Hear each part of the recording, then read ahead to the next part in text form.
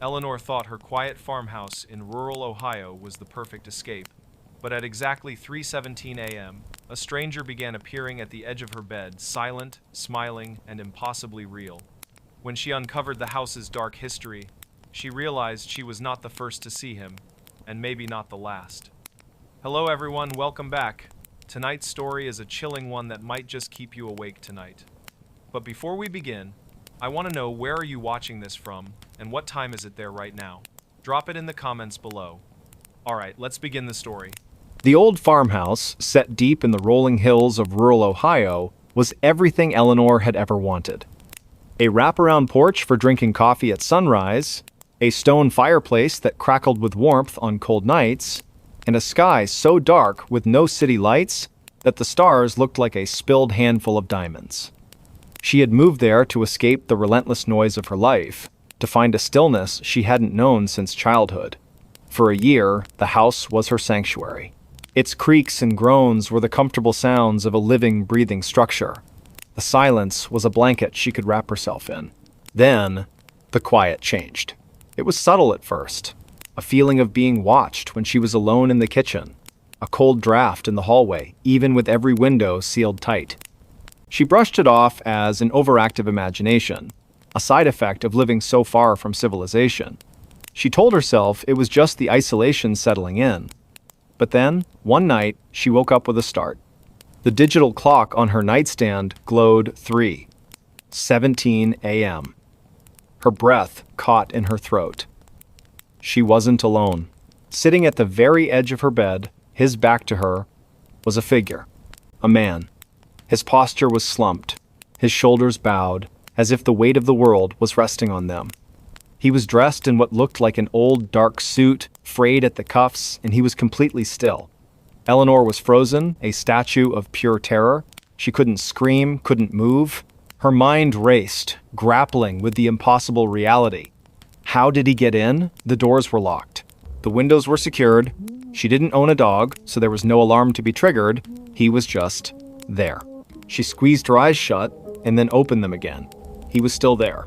The silence in the room was absolute, a vacuum where sound should be. She could hear the frantic beat of her own heart, a hummingbird trapped in her chest. She watched the figure, her eyes trying to make out his features, but he was just a silhouette against the faint moonlight filtering through the blinds. She could feel his presence, a cold, heavy weight in the air.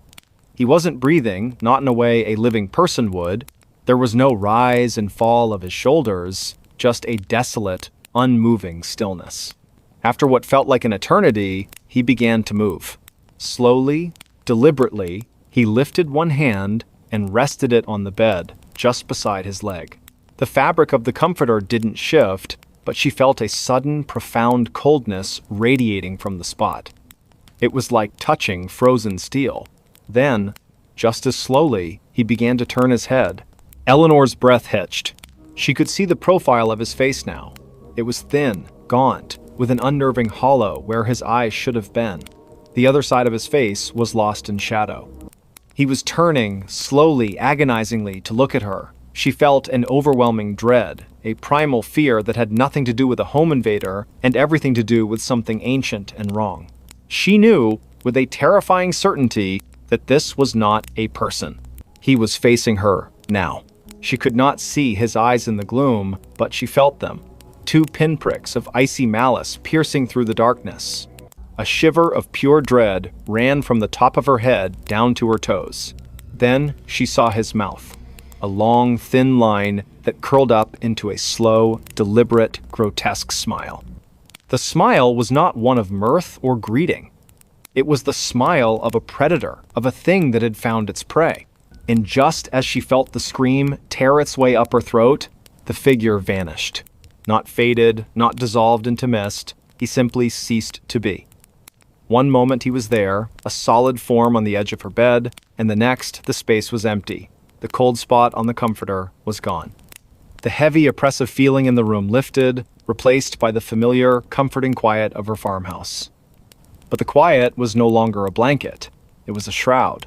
She didn't sleep again that night, or the night after. The image of that gaunt face, that predatory smile, was seared into her mind. She tried to tell herself it was a waking dream, a hallucination brought on by stress, but the memory was too vivid, too real. She bought a new alarm system, installed motion-activated lights, and even got a large dog from the local shelter. She did everything she could to feel safe, but the feeling never returned. The man came back. Not every night, but randomly, sporadically. Sometimes a week would pass, and she would begin to think it was over. Then she'd wake up, a sudden, cold dread in her stomach, and see him again. Always at the same time, 3:17 a.m., always sitting at the edge of her bed, his back to her. He never spoke, never moved, except for that slow, terrifying turn. She stopped trying to scream. She just watched, paralyzed by fear, as he turned his head and gave her that awful, empty smile. She became a prisoner in her own home. She would stay up until 4:00 a.m. every night, drinking endless cups of coffee, trying to outlast the visitation. She would fall asleep in the armchair in the living room, with the lights on and the TV playing, but she would always wake up in her bed with a cold chill and the gnawing certainty that he had been there, that he had watched her, and then, at 3:17 a.m., had appeared to sit with her. She began to notice other things. Objects moved in her house, the books on her shelf would be out of order, a favorite teacup would be in the wrong cupboard. Her dog, a large and boisterous golden retriever, would often whimper and refuse to enter her bedroom after midnight. He would stand at the doorway, hackles raised, and growl at something Eleanor couldn't see. He saw him. She knew it. He saw the stranger. Desperate, she started researching the history of the house. She went to the local historical society, poring over brittle, yellowed documents. She found a story about the family who had built the house in the 1880s. The family, the Andersons, had a young son named Elias, who was an artist. He was known for his beautiful, unsettling portraits, particularly of a gaunt, shadowy figure he called the Watcher. He claimed the figure sat with him every night, watching him paint. The story ended abruptly. Elias was found dead in his bed, an expression of profound terror frozen on his face. The official cause of death was an unknown fever, but the town whispers suggested something else. Eleanor felt a cold dread, so complete it was a physical weight. The date of Elias's death? October 17th, 3:17. The time of her own terrifying visitations. Elias had seen the stranger too. He had painted him, given him a name, and then he had died. Was that what the stranger wanted? To be acknowledged? To be seen? The thought was terrifying. It wasn't a haunting, it was a possession. A slow, patient claiming of a soul. She couldn't stay in the house. Not anymore. She put it up for sale, listed it with a local agent who didn't ask too many questions. She packed her things with a desperate, feverish speed.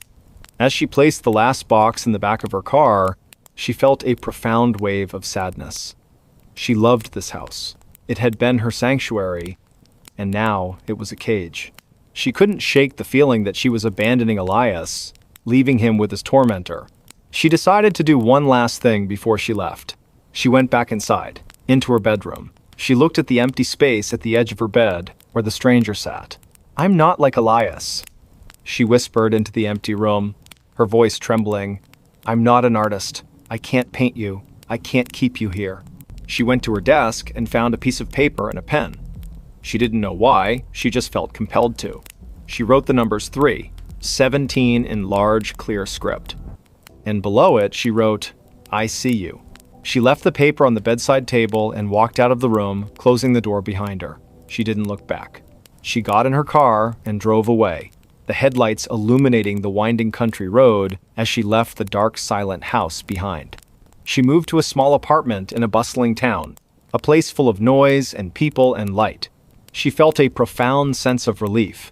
For a while, she slept soundly, the sounds of traffic and neighbors a comforting lullaby, but every night at 3:17 a.m., she would wake up, not to a presence, not to a cold spot, but to a feeling of profound loss and loneliness. She would sit up, her heart aching with an emptiness she couldn't explain. One night, she dreamt of the farmhouse. She was in her bedroom, and she saw the stranger sitting on her bed, his back to her. But this time, he wasn't alone. Another figure was sitting beside him, a young boy, dressed in an old-fashioned suit. He was sketching in a notebook, a gentle smile on his face. He looked at her and then back at his drawing. The stranger turned his head and looked at her.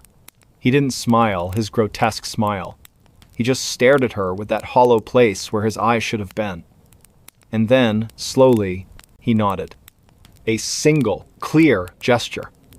He had found someone else, a companion, and he had let her go. She never saw the stranger again. The cold feeling at 3:17 a.m. faded over time, replaced by a quiet sense of closure. She often wondered what had happened to Elias, and why the stranger had chosen him, and then her. She realized, in the end, that it hadn't been an act of malice. It had been a slow, lonely companionship. The stranger had been looking for a friend, a kindred spirit, a fellow watcher of the night. And now, he had found one. She lived the rest of her life in the city, far from the quiet of the Ohio hills. But sometimes, when she was alone and the world was asleep, she would think about the farmhouse and the two figures who sat there in the dark, watching. She would think of the stranger who had come to her in the night, and of the peace she had given him with her simple words, and she would feel a sense of quiet gratitude. She was no longer a stranger to the dark. She was a survivor of it. He woke up and realized someone had tucked him in. The small one-bedroom apartment on the edge of downtown Chicago was everything Alex needed. A cozy space, a view of the skyline, and the comforting anonymity of a bustling city. He was a creature of habit, a man who lived a solitary and predictable life. He worked long hours as a data analyst, and his evenings were a quiet rhythm of takeout, a good book, and a sound sleep. His bed was his sanctuary, a place of peace and rest after a long day of numbers and spreadsheets. He was a man who believed in facts, in data, and in the tangible world. The first time it happened, he woke up with a start, a familiar cold chill running through him. He was covered in a way he wasn't before. His comforter, which he always just pulled up to his waist, was now tucked neatly under his chin, the sides folded firmly under the mattress. It was a perfect, deliberate tuck. He sat up, his heart pounding. The room was dark, the blinds were closed, and there was no one there. He told himself he had done it in his sleep, a weird, subconscious action. He was a single man. There was no other explanation. He was just tired. He pulled the covers off, untucked the corners, and went back to sleep. The next morning, it happened again. The comforter was tucked neatly under his chin, the sides firmly secured. This time, he was more than just confused. He was unsettled. He lived alone. The door was locked, the windows were sealed. He had no pets. He spent the entire day at work in a state of unease, his mind replaying the image of the perfectly tucked blanket. He couldn't shake the feeling of an unseen presence in his bedroom. That night, he decided to do something about it. He bought a motion-activated camera, a small, discreet one, and placed it on his nightstand, pointing directly at his bed. He wanted proof. He wanted to see himself, in the middle of the night, tucking himself in like a child. He went to bed, a cold, hard lump of dread in his stomach. He didn't sleep well. He woke up at every creak of the floorboards, every distant siren, convinced he would catch the culprit in the act. But he never saw anything. In the morning, he checked the camera footage. He fast-forwarded through the video, watching his sleeping form, the slow rise and fall of his chest. He watched for hours, his eyes glued to the screen. At 3:17 a.m., the camera's red light flickered on. He was sleeping soundly.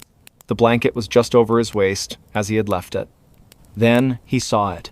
A faint shadow, a fleeting ripple of air, seemed to pass over his bed. The comforter, without a single visible hand to guide it, slowly began to move. The sides folded under the mattress, a perfect tuck.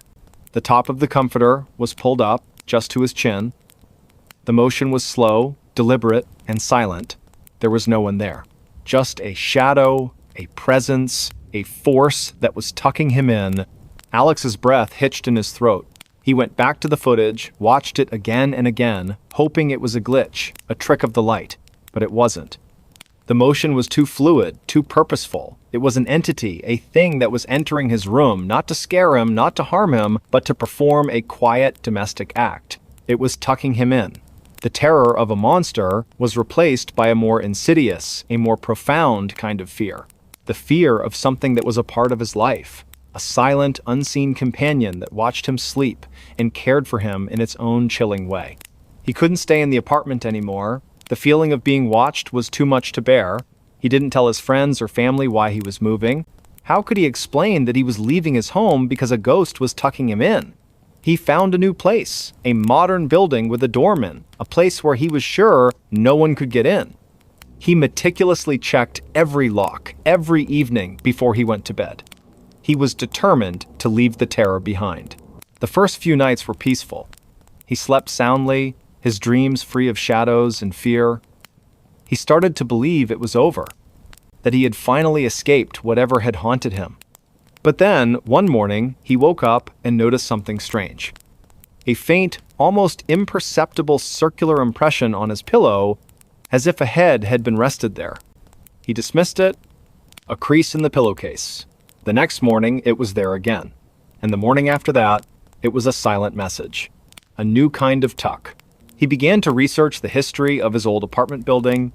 He went to the city archives, poring over old documents and newspaper clippings. He found a story, a small, almost forgotten article from a local newspaper in the 1920s. A woman named Clara had lived in his old apartment. She was an elderly seamstress who lived alone. She was known for her kindness and her love of her small, cozy home. The article mentioned that she had died in her sleep, a peaceful death. The last person to see her had said that she had a strange habit of tucking in her guests even when they were asleep.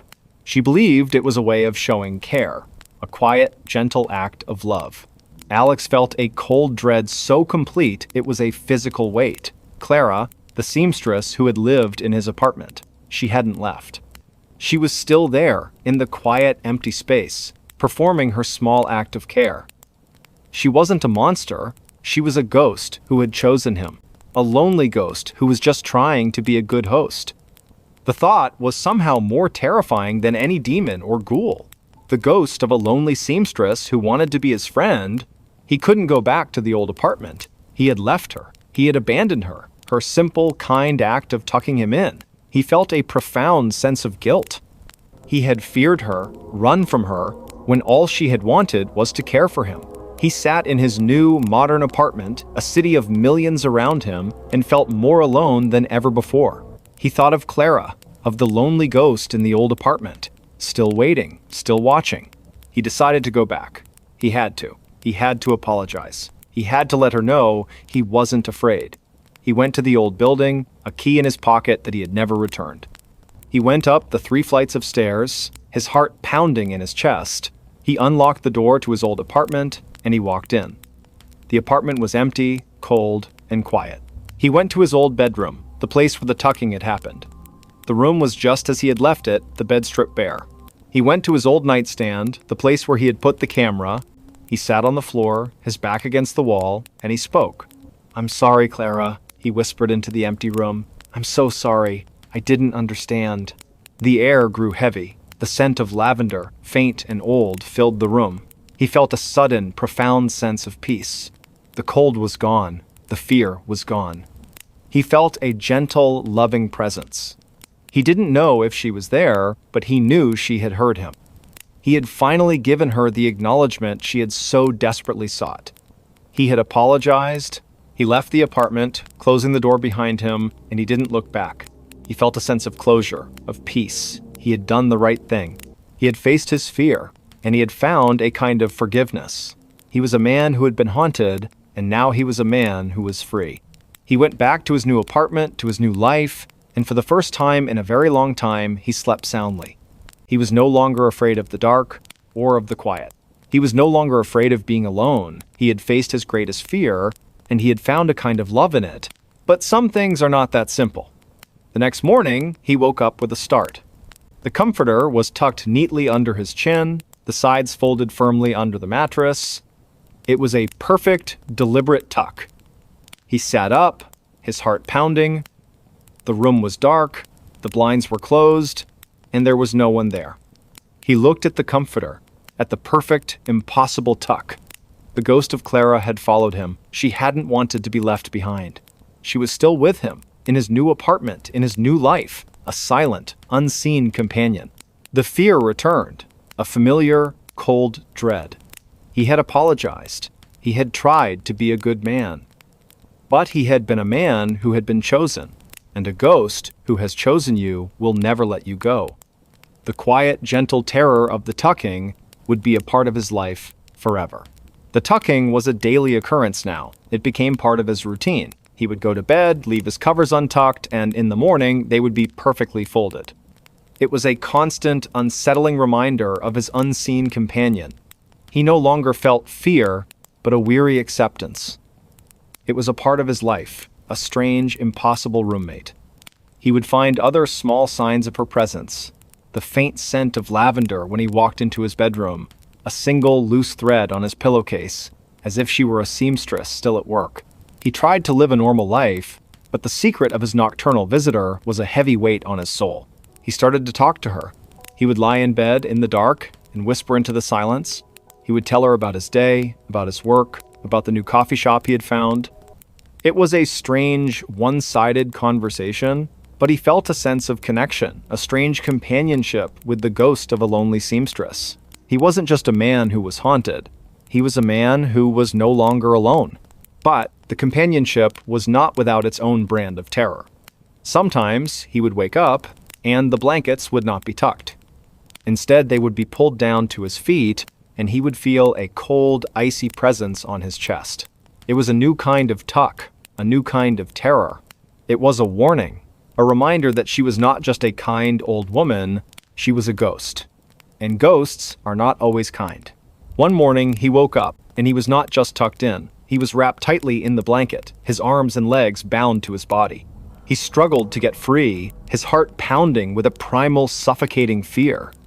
He heard a soft whisper, a voice that was not in his ears, but in his mind. "Stay a while. I'm lonely." He finally managed to get free, his body shaking with terror. The blankets were perfectly wrapped, a tight, impossible cocoon. He looked at his reflection in the mirror, and he saw a man who was no longer just a tenant. He was a possession. Clara was not just a companion, she was a captor. He fled the apartment, ran out into the city streets, a man who had lost his mind. He found a friend, a man who had always been a skeptic, and he told him everything. The ghost, the tucking, the whispers. His friend listened, his face a mask of concern. He tried to be supportive, but the look in his eyes told a different story. He believed that his friend had gone crazy. Alex knew he couldn't go back.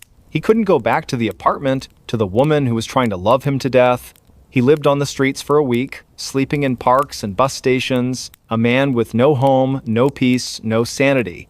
He was a fugitive from a ghost. One night, he was huddled in an alley, the cold Chicago wind biting at his skin. He felt a soft hand on his shoulder. He looked up, and he saw a woman. She was an old woman with a kind face and gentle eyes. She was holding a blanket. "You must be cold," she said, her voice soft and full of concern. She put the blanket around him, and gently, carefully, she tucked him in. He looked at her, and he saw a face that was both familiar and alien. It was the face of Clara. He tried to scream, but no sound came out. The woman smiled, a kind, loving smile. She sat down next to him, and she began to talk. She told him about her life, about her home, about her love for her work. She talked, and he listened. A man who was no longer alone, he was with his ghost. She had followed him, she had found him, she had never let him go. The tucking was not just a gesture of care, it was a shackle, a promise that he would be hers forever. The doorbell that only rang at 3:15 a.m. The house on Sycamore Street, in a quiet suburb of Denver, Colorado, was a perfect blend of modern comfort and classic charm. Its white picket fence, a meticulously manicured lawn, and a sleek gray exterior were a welcome sight for Julia, a successful software engineer. She had just bought the house, a single story with a sunroom that overlooked the mountains, and it was everything she had worked for. She was a woman who valued structure and logic, and the house, with its smart locks and automated lighting, felt like an extension of her own organized life. The first few weeks were idyllic. She spent her evenings in the sunroom, watching the sunset, her days filled with the quiet satisfaction of a life well earned. The house was calm, a haven of peace. until the night the doorbell rang. It was 3:15 a.m. Julia was a light sleeper, and the sound of the chime, a classic ding-dong that echoed through the silent house, sent a jolt of adrenaline through her. She sat up in bed, her heart pounding. Who would be at her door at this hour? She crept out of bed, her phone in her hand, and checked the security camera feed. Her porch was empty. No one. The motion sensor hadn't been triggered, and the camera log showed no activity. It was a phantom chime. She went to the front door, peered through the peephole, and saw only the dark, empty street. She went back to bed, her mind racing, a knot of unease tightening in her stomach. The next night, it happened again. 3:15 a.m. The same ding-dong. She sprang out of bed, checked the camera, and found nothing. This time, a cold dread replaced her initial surprise. This was not a fluke, it was a pattern. She started to dread the night, the clock ticking closer and closer to the appointed hour. She would sit up in bed, her eyes fixed on the digital display, waiting for the sound that was both impossible and terrifyingly real. She tried everything to stop it. She disabled the smart doorbell, unplugged the chime, and even went as far as to remove the button itself from the wall. The house was silent, dark, and empty. She went to bed, a profound sense of relief washing over her. She would finally get some rest. But at 3:15 a.m., the sound came again. It was faint this time, a ghostly echo of the chime, as if the sound itself had been imprinted on the house. It was not a physical sound. It was an auditory hallucination, a sound that was only for her. She began to spiral. The lack of sleep, combined with the psychological terror of the phantom chime, was taking its toll. Her work was suffering, her perfectly organized life was falling apart, and her friends started to notice her gaunt face and haunted eyes. She tried to tell them, but her words sounded crazy, even to her own ears. My doorbell keeps ringing, but there's no one there. They suggested she was stressed, that she was imagining it, but she knew she wasn't. The fear was too real. She tried to fight back with logic. She bought a new, more advanced security system. She installed infrared cameras and motion sensors all around the perimeter of her house. She even set up a camera inside the house, pointing at the front door, hoping to catch some glimpse of the impossible. She went to bed that night, a single, determined thought in her mind. She would find an answer. At 3:15 a.m., the faint, ghostly ding-dong echoed through her room. She sprang out of bed, grabbed her tablet, and checked the security camera feed. The outside cameras were still, the street was empty, and the motion sensors showed no activity. She switched to the inside camera, and her blood ran cold. The camera showed her front door, perfectly still and unremarkable. But as she watched, she saw a faint indentation appear on the surface of the wood, a small, circular impression, as if an invisible finger were pressing the now absent doorbell button. It was a phantom touch, a contact that was only visible to the camera's eye. The indentation lingered for a moment, and then faded. The phantom chime had been the sound of an invisible visitor, an impossible presence that was trying to get into her house. Julia's mind reeled. This was not a hallucination. This was real. She was being haunted. But why? What did it want? She went back to the footage, pausing it, zooming in on the circular indentation. It was a perfect circle, a small, silent ring of pressure on her door. It was a persistent, patient, and terrifying attempt to get her attention. She had lived in this house for weeks, and this thing had been there all along, waiting for the opportune moment, for the dead of night, to announce its presence. She couldn't stay. She put the house on the market, desperate to escape the phantom chime and the invisible visitor. She packed her belongings with a frantic energy, throwing things into boxes without care. She just needed to be out. She needed to be gone before the next night. The house sold quickly, and she moved into a high-rise apartment in the city, a place with a doorman and security cameras on every floor. She felt a profound sense of relief as she settled in. The city noise was a comforting blanket, a constant, predictable sound that kept the silence at bay. She slept soundly for a week, and then two. She started to believe she had escaped. But some things can't be escaped. Sometimes a haunting is not about a place, it's about a person. One night, she was having a restless dream. A dream of a long, dark hallway and a ringing sound in the distance. She woke up with a jolt, her heart pounding. The clock on her nightstand read 3:15 a.m. A profound, icy coldness filled her room, seeping into her skin. She heard a sound, a faint, impossible ding-dong. It was not coming from her doorbell. It was coming from inside her phone. A ghostly echo, a notification sound she had never heard before. She looked at her phone. There was a notification on her calendar. It said, "Time to open the door." Her mind went blank with terror. It had followed her. It had found her. It was not the house. It was her. The doorbell wasn't meant for the house. It was meant for her. It was a silent, persistent knock on her soul, a plea for her to let it in. She looked at the door of her apartment, a solid, modern, locked door. She imagined the circular indentation on the surface of the wood, the invisible finger pressing against it, patiently waiting for her to respond. She knew she couldn't run anymore. This wasn't a problem she could solve with technology or logic. This was something ancient, something that had found her for reasons she couldn't fathom. She had to face it. That night, she made a decision. She would open the door. She sat in a chair in her living room, her eyes fixed on the clock on her phone.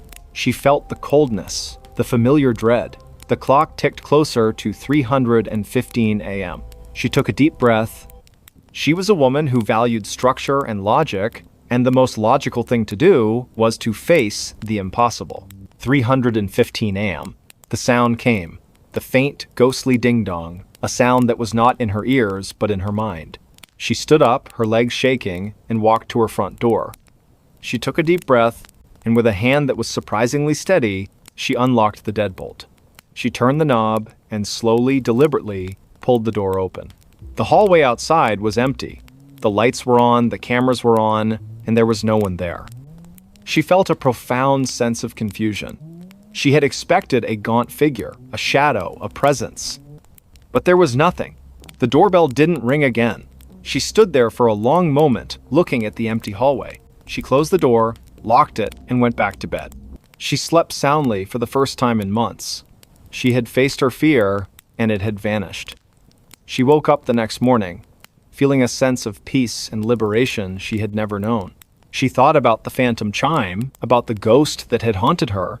It was over. She was free. But some things are not that simple. As she was getting ready for work, she noticed something strange on her left hand.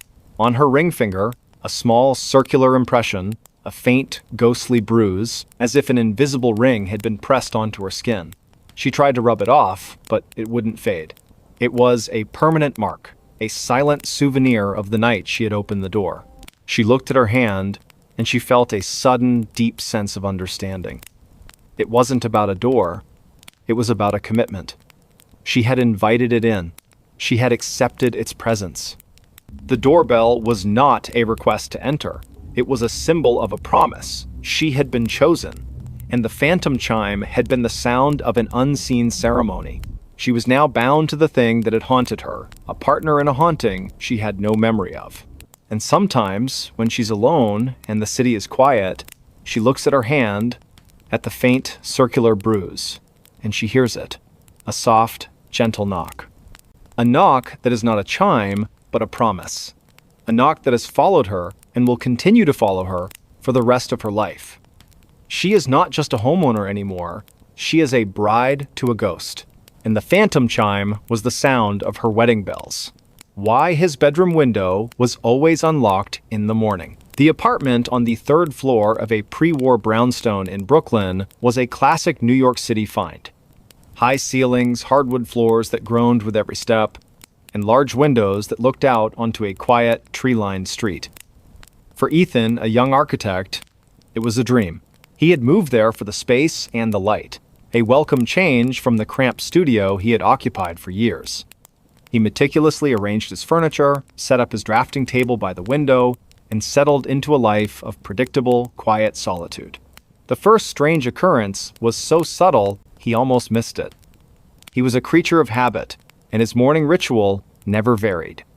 He would wake up, get a cup of coffee, and then go to his bedroom window to look at the street below. One morning, as he opened the blinds, he noticed his window was unlocked. He distinctly remembered locking it the night before. He was a stickler for security, a habit ingrained from years of city living. He shook his head, thinking he must have been tired, and locked it again. It happened the next day, and the day after that. Every morning, without fail, the window would be unlocked. He started to take it more seriously. He would double-check the lock before getting into bed.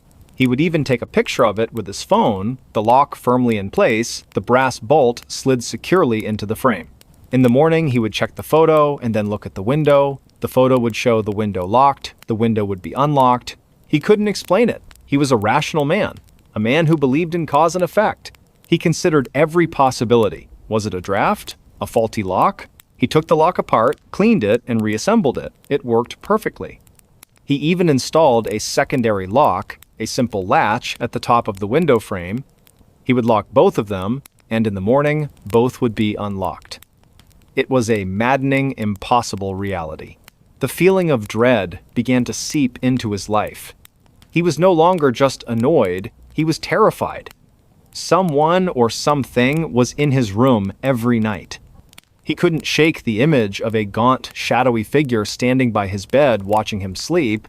He had no proof, no other evidence of an intrusion. The apartment was pristine in the morning. Nothing moved, nothing missing, just the open window. He bought a motion-activated camera, a small, discreet one that he placed on his dresser, pointing directly at the window.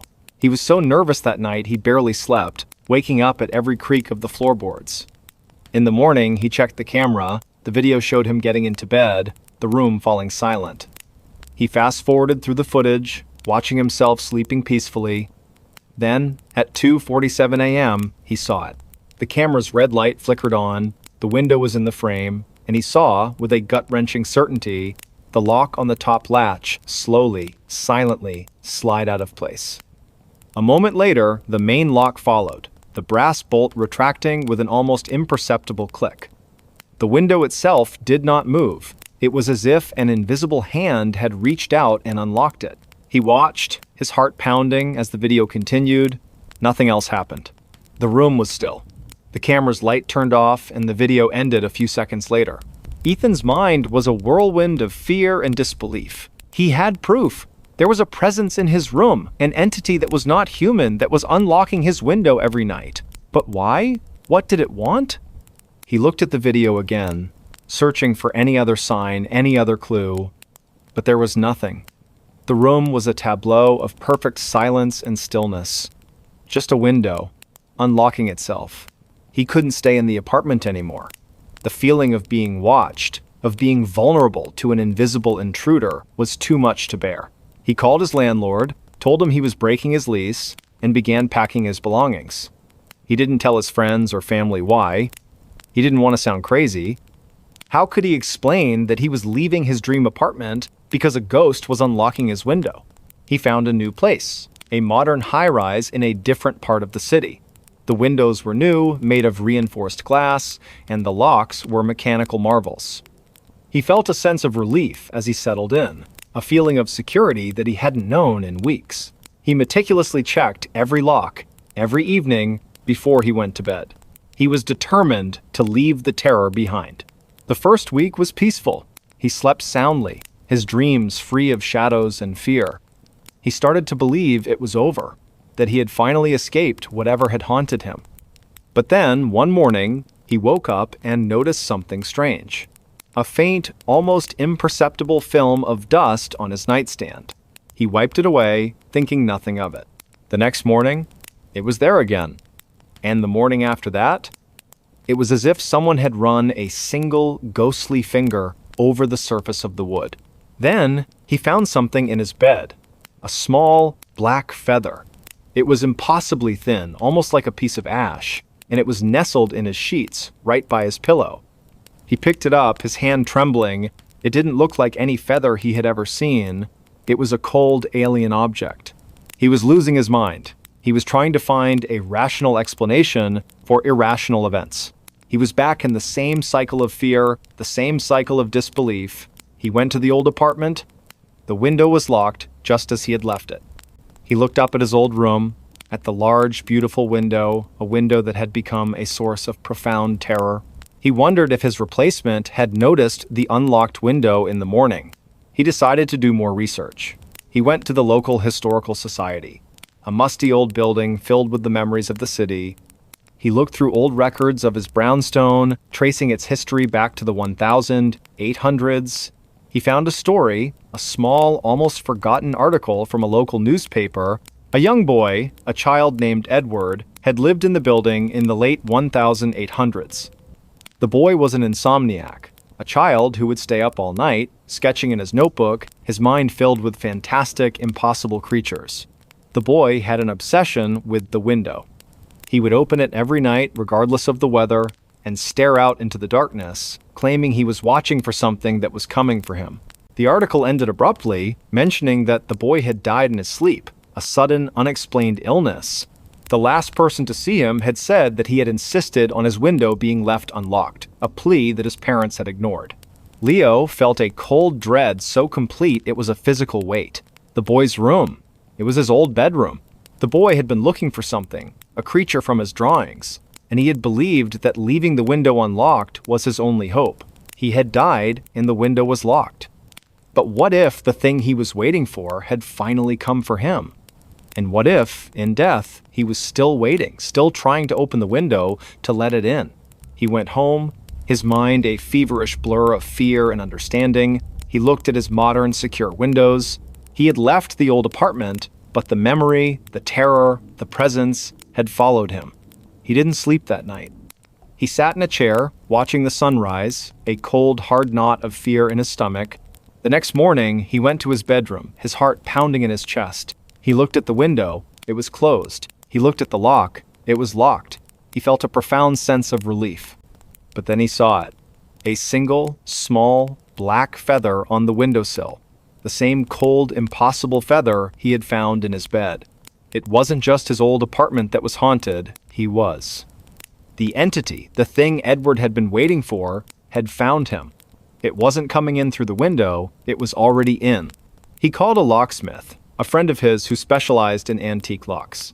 He had a strange request. He wanted him to install an old, complicated, beautiful lock on his modern window.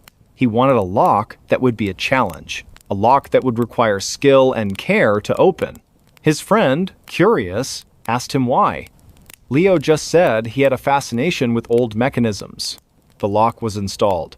It was a beautiful piece of craftsmanship, a brass lock with a complex series of tumblers and bolts. It was a statement, a challenge to the invisible intruder. He went to bed that night, a single black feather on his bedside table, a silent promise. He wasn't going to run anymore. He woke up with a start. The clock on his nightstand read 2:47 a.m. He looked at the window. It was still locked. He looked at his nightstand. The feather was gone. He felt a deep, profound sense of terror. It was no longer a game of unlocking windows. It was a game of possession. The entity was in his home, in his life, and it was moving his things, taunting him. The terror was no longer a silent presence. It was an active force. He spent the next few months living in a constant state of fear. He would come home to find objects moved, his keys on a different hook, his books in a different order. He would find these small black feathers in the most impossible places, in his coffee mug, in his shoe, in his pocket. The entity was toying with him, making him question his sanity. He would find notes on his computer, notes he didn't write, notes that said, "I'm here." He couldn't take it anymore. He had to confront it. He was a rational man, but he was at the end of his rope. He would do the impossible. He would leave his window unlocked. He would invite it in. He would face it. That night, he went to his bedroom window, his hands shaking, and he unlocked the intricate brass lock. He did the same to the old-fashioned latch on the top. He left the window open, just a crack, a silent invitation. He got into bed, a cold, hard lump of dread in his stomach. He didn't close his eyes. He waited. He waited for the cold, the shadow, the presence. He waited for the feather to appear. He waited for what felt like an eternity. Nothing happened. The sun began to rise, casting a pale glow into his room. He was exhausted, but he had no fear. He looked at his window. It was still unlocked. He looked at his nightstand. There were no feathers. He felt a profound sense of confusion. Had it all been a dream? Had he gone crazy? He got out of bed. a new question in his mind. Not why was his window unlocked, but why was it no longer unlocked? He walked over to the window, his mind racing. He looked out at the street below, at the people walking to work, at the world that was moving on without him. He looked at the window, and he saw a note. A small piece of paper, folded into a perfect square, was stuck to the glass. He opened the window and grabbed the note. It said, "It's too late, I'm already inside." He didn't run. He just stood there, the note in his hand, looking at his reflection in the glass. He saw a man who had lost his mind, a man who had invited a ghost into his home. He looked at his reflection, and he saw a single, small, black feather in his hair. He looked at the note in his hand, and he felt a single, slow knock on the back of his head. A knock that he knew was not the wind, not a neighbor, not the house settling. It was the last goodbye. It was the last time he would ever feel alone. At 2:33 a.m., the knock came from inside the walls. The old Victorian house on Elm Street was a beautiful wreck. It had peeling paint, sagging porches, and a widow's walk that looked out over the entire town of Portland, Oregon. For Leo, a history professor and a restorer of antique furniture, it was a dream. He saw past the decay and imagined the stories the house could tell. He spent his life working on things that were old and broken, and this house felt like his greatest project yet. He bought it at a steal, and for the first few months, the creaks and groans of the old place were just the sounds of history settling in. The first strange event happened 3 weeks after he moved in. He was in his study, a room with a large bay window and walls lined with books, when he heard a sound. A quiet, rhythmic tapping. He thought it was a branch from the ancient oak tree outside, scratching against the window pane. He went to the window, opened it, and looked. The tree was still. The tapping stopped. He shrugged it off as a house noise and went back to his desk. The next night, it was louder. He was in the kitchen making tea when the tapping began again. It seemed to be coming from the wall behind the stove. He pressed his ear against the cold plaster. The sound was faint, but clear. It was a single, gentle knock. Knock. Then, a pause. Knock. He pulled back, a cold shiver running down his spine. It was a human sound, not a settling beam or a scurrying animal. It was too deliberate, too rhythmic. He told himself it was a neighbor, a prank, or maybe a pipe. But the knocking was too precise, too isolated to be a plumbing issue. He walked around the kitchen, tapping on different spots on the wall, trying to find the source. The knocking didn't respond. It simply stopped. The pattern became terrifyingly predictable. Every night, at precisely 2:33 a.m., the knocking would start. Sometimes it was faint, a gentle whisper from within the walls. Other times it was so loud it sounded like someone was trying to break through. It was always a single knock, followed by a pause, and then another single knock. It was a quiet, relentless, unsettling rhythm. He started keeping a journal. He would write down the time the knocking started, the duration, and its intensity. He'd write about the feeling it gave him, a deep, visceral dread. He began to anticipate it, his body tensing as the clock ticked past 2:30 a.m. He'd sit up in bed, his heart pounding, his eyes fixed on the walls, waiting for the sound that would tell him he was not alone. He tried to reason with himself. He was a man of science, a man who dealt in facts and logic. He brought in a contractor, an old man named Bill, who had worked on houses in the area for decades. Bill went from room to room, tapping on the walls, checking for loose plaster or water damage. He found nothing. "Old houses just make noises, son," he'd said with a shrug. But the look in his eyes told a different story. It was a look of weary recognition, a look that said he had seen things he couldn't explain. Leo couldn't escape it. The knocking became his personal clock. He'd fall into a deep sleep, only to be jolted awake by a sudden, sharp rap from within the walls. He started spending his nights in the living room, in a chair in the middle of the floor, far away from any walls. But even there, he could hear it. The sound would travel through the floorboards, through the air, finding him no matter where he was. It was a sound meant for him. He began researching the house's history. He went to the city archives, poring over old blueprints and property records. He found a strange note in the original deeds, a clause that mentioned a sealed-off room. a small 5 by 5 foot space between the pantry and the laundry room. It had been sealed up for reasons unknown, and the original owner had insisted it never be opened. The pantry and the laundry room, Leo's heart pounded in his chest. The knocking came from the wall that separated those two rooms. He felt a profound sense of dread. There was something in there, something that wanted out. He went to the laundry room, his flashlight in hand. He shined the light on the wall where the knocking was loudest. The wall was a seamless expanse of plaster. There were no cracks, no lines to indicate a hidden door, but as he ran his hand over the surface, he felt a faint, cold spot, a patch of wall that was colder than the rest. He pressed his ear against it. Nothing. The knocking would only come at 2:33 a.m. He waited for the clock to strike the appointed hour. He sat in the laundry room, his back against the opposite wall, his eyes fixed on the cold spot. He felt a deep sense of wrongness, of a hidden history screaming to be heard. The clock ticked closer. He held his breath. 2:32 a.m. The air grew heavy. The silence in the house was absolute. Even the gentle hum of the refrigerator in the kitchen faded into nothingness. 2:33 a.m. He heard it, a single, sharp knock. It came from the cold spot on the wall. It was not a gentle tap this time. It was a desperate, pleading sound, a voice without a mouth, trying to get his attention. Knock. Another one. Louder. Knock. He couldn't take it anymore.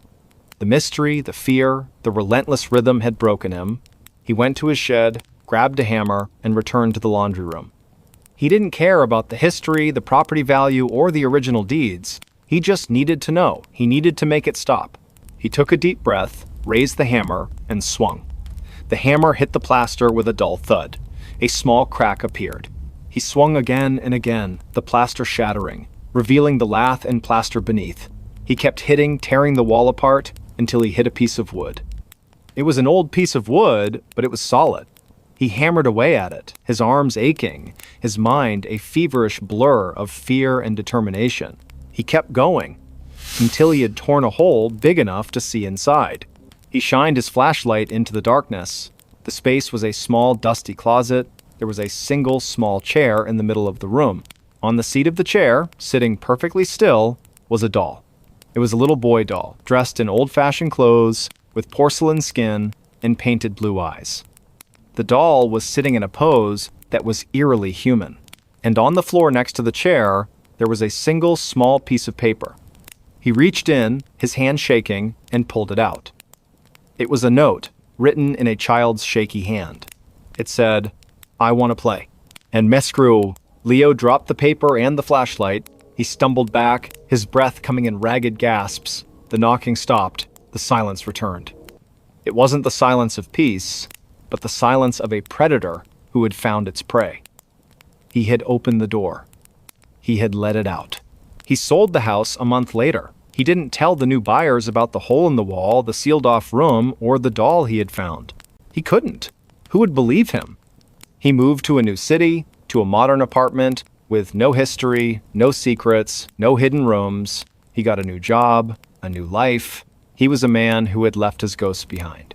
But some things can't be left behind. Sometimes, at night, when the city is quiet and the moon shines through his window, he wakes up.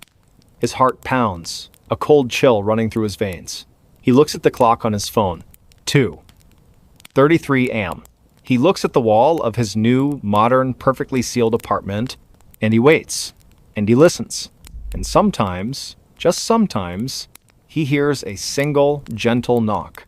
A knock that he knows is not a pipe, not a neighbor, not the house settling. It is a knock that has followed him across a country, a knock that has found him in the quiet of the night, a knock that has come from inside the walls. And he knows with a terrifying certainty that he is not alone, and that he will never be. The quiet, relentless terror of the knocking continued to haunt him even in his new life. It was a mental tic, a phantom limb of fear that would never go away. He would wake up in a cold sweat, his heart hammering against his ribs, convinced he could hear it from the very core of his modern apartment building. His new life was a facade, a carefully constructed illusion of normalcy. He would go to work, talk to his colleagues, and eat dinner with new friends, but underneath it all, a part of him was always listening. He would find himself staring at blank walls, wondering if he could see the faintest of shadows moving behind the paint. He tried to fight back. He went to a therapist, a kind woman who listened to his story with a compassionate but skeptical ear. She suggested it was a manifestation of trauma, a psychological echo of the fear he had experienced. He went on medication, hoping to dull the edges of his anxiety. He tried meditation and mindfulness, anything to quiet the ceaseless, terrifying voice in his head. But the knocking was not in his head. It was a memory, a reality, a thing that had become a part of him. One night, he was out with friends. They were laughing, telling stories, and he felt a brief moment of freedom. He looked at his watch, 2:32 a.m. He felt the familiar rush of adrenaline, the icy chill. He excused himself, went to the bathroom, and splashed cold water on his face. He looked at his reflection in the mirror. His eyes were wide, and his face was gaunt, the face of a man who had not known a moment of true peace in months. He returned to the table, but he couldn't stop looking at his phone. 2:33 a.m. He felt the vibration first, a faint tremor, as if someone had just tapped the glass of his phone. He looked down at the screen. There was a text message, a new number, a number he didn't recognize. He opened it. "You left me alone!" He dropped the phone, his hands shaking. His friends looked at him, their laughter dying on their lips. "Leo, what's wrong?" one of them asked. He didn't answer. He just stared at the phone on the table, the terrible words glowing in the dim light of the restaurant. The knocking wasn't just in the walls. It was in the air, in the technology that connected him to the world. It had found a new way to reach him. He ran from the restaurant, ran through the dark streets of the city, the cold night air biting at his skin. He ran back to his apartment, slammed the door shut, and stood in the middle of his living room, his back against a wall. The knocking wasn't coming from the walls. It was coming from his phone, from the computer, from the television. It was in the very wiring of his modern life. It had spread. He spent the next few days in a state of terror. He didn't answer his phone. He turned off his computer. He unplugged every electronic device in his apartment. He was living in a self-imposed isolation, a desperate attempt to cut off the source of the terror. He ate cold food, and he read books by candlelight. He told himself it was just a prank, a sick joke by a friend who had found his journal. But he knew, with a certainty that chilled him to the bone, that it wasn't. One night, the power went out. The entire city block was plunged into a sudden, absolute darkness. Leo sat in his living room, a single candle casting a dancing shadow on the walls. He felt a profound, unnerving silence. No hum of the refrigerator, no light from the street lamps, just him and the darkness. He felt a moment of hope, a desperate, flimsy belief that this was it, that the power outage had finally severed the connection. 2:33 a.m. He heard it. A single, sharp knock. It wasn't coming from his phone, or his computer, or the walls. It was coming from the window. He looked at the window, the faint outline of a child's hand visible against the glass. The hand was tapping, a slow, deliberate rhythm. The glass was not just tapping, it was a single, sharp knock, the knock that had followed him. It wasn't in the walls, it wasn't in the electronics, it was in the world. It was a reality. He was no longer a restorer of old things. He was a curator of a nightmare. He had opened the door, and the thing behind the walls had come out. It had followed him, and it would continue to follow him. He realized that the note in the closet, "I want to play," wasn't just a threat. It was an invitation, and he had accepted it, and now the game would never end. She checked her phone footage and saw herself awake. The small apartment in Austin, Texas, was a testament to Amelia's love for order. Every book on the shelf was alphabetized,